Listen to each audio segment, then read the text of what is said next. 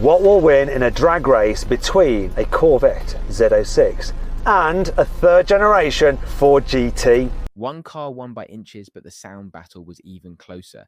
Check this video out to see who really came out on top.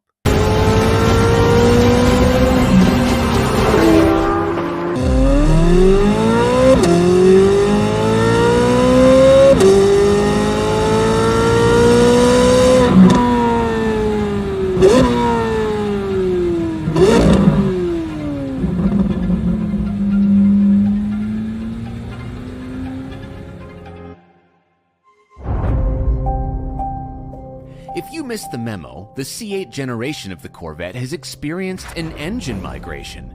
It's gone from under the hood to behind the driver. And in this, the new Z06, the engine compartment no longer holds a classic American lump of pushrods. This is a different breed, an exotic breed. Instead of supercharging the normal engine like last generation Z06, this time they've opted for an au naturel, free-breathing one. In this case, starting at 106,000 US, you can have a car with the most powerful, naturally aspirated production V8 ever. The car itself is also wider and stiffer than the normal Stingray, and this one has the Z07 package, so its Cup 2R tyres make it stickier, and its extreme aero makes it downforcier, and it gets ceramic brakes as standard. But in any trim, Chevy claims that the Z06 is the ultimate supercar experience. That means 670 horsepower at 8,400 RPM and 460 pound-feet of torque. Not a ton of torque, but this car is about chasing red lines, something I'm happy to do all day long.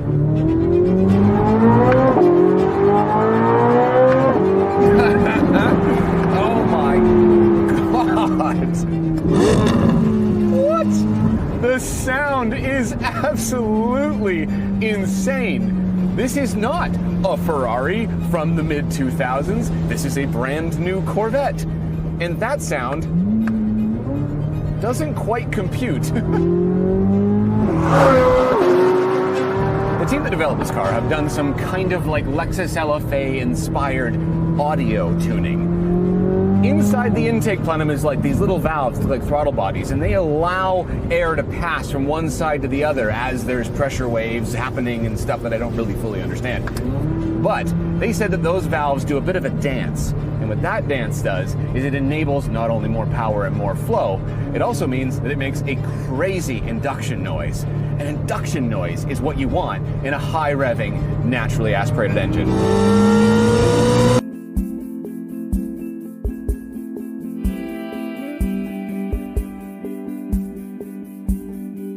The Z07 pack turns the Z06 into a downforce machine on Cup 2Rs with carbon ceramic brakes to match.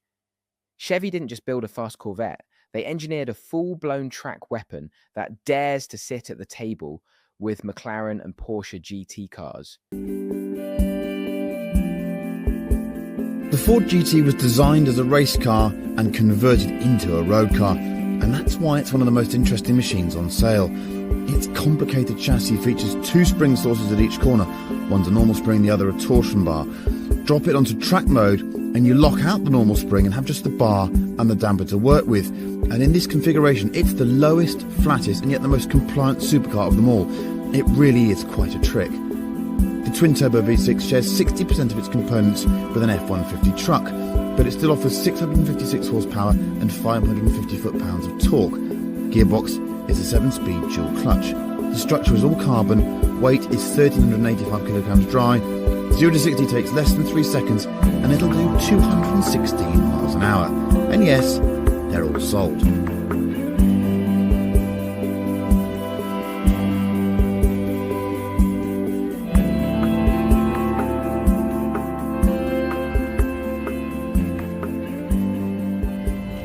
So, the Ford GT. Haven't driven one of these in Europe yet.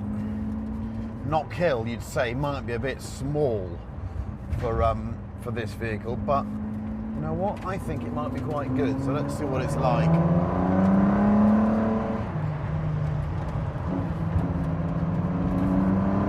The car immediately feels lower, flatter than just about anything else I've driven around here.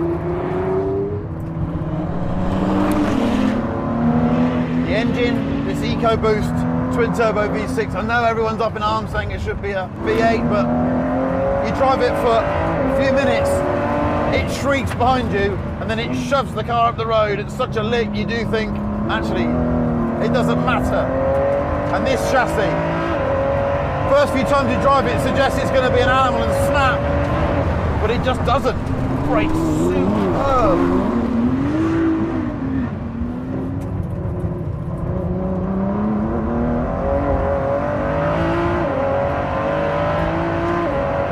Pulls along here. 6.5 is kind of its limit.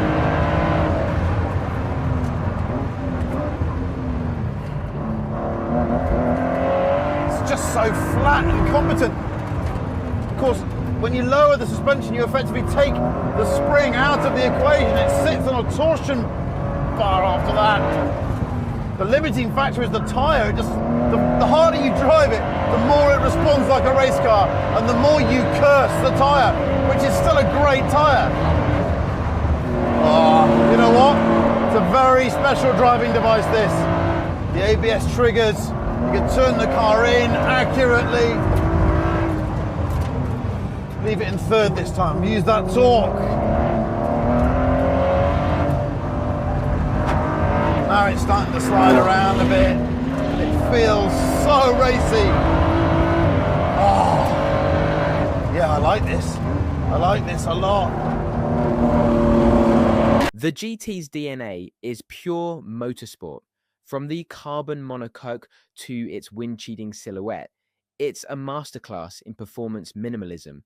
Every line, every component serves a purpose. Even the torque curve isn't about brute force, it's about precision, giving you shove exactly when and where you need it. It's not loud just to turn heads, it's sharp to cut through air and time alike. No wasted drama, no excess, just function distilled to its rawest form. This is the kind of car that rewards patience, demands precision, and punishes overconfidence. And that's exactly why the Ford GT has carved out its place as a modern legend.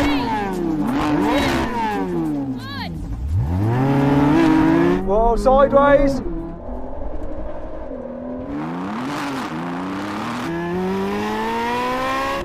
Come on! Come on, so close, it's coming now! Come on! Come on for GM! Come on, GM! GM! So then, what exactly happened? Well, it was very close on the line, but the slow motion action replay reveals that it was the Ford that just won by the narrowest of margins, ahead of the Chevrolet. However, both cars crossed the line with a quarter-mile time of 11.2 seconds.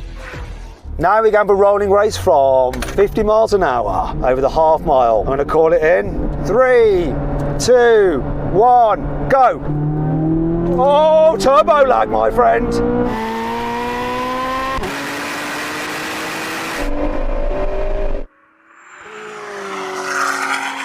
He is done, done, done, done, done.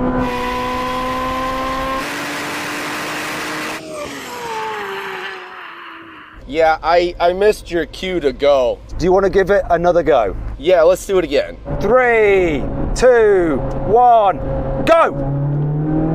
Oh!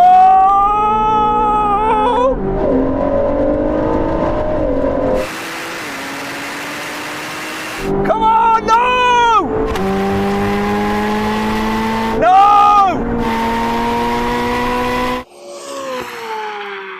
I think you might have hit your brakes a little bit before the half-mile marker. Would you like one last go? Yeah, I think we're getting better at it. Okay, here we go. 3, 2, 1, go! Here we are. Where is he? No, he's had it. No chance. Got him. Now we're going to have a brake test from 100 miles an hour. When we reach the cones, we're going to do a full emergency stop. The car which stops in the shortest distance wins. Come on, Camilo, get yourself level, mate. Keep level. Here we go, here comes the cones. Now, brake.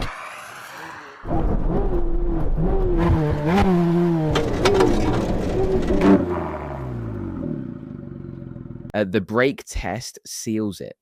From 100 miles per hour, this isn't just about who stops first. It's about control under pressure, precision at the limit, and the engineering that keeps everything from unraveling when you're deep into triple-digit speeds. And this is exactly where the Ford GT shows what it was really built for. The composure under full braking, no nosedive, no squirm, just firm, planted deceleration. It's race car behavior, disguised in a road-legal shell. That carbon monocoque isn't just for weight savings. It's the spine that lets everything else stay sharp, responsive, and unshakable. Sure, it's easy to get caught up in drag times or top speeds, but this moment shows what happens when all the pieces come together. Chassis, aero, powertrain, and braking, all locked in harmony. The Ford GT isn't just a quick car. It's a complete, disciplined machine. And honestly, that's the kind of performance that leaves a lasting impression. This wasn't just a win, it was a masterclass.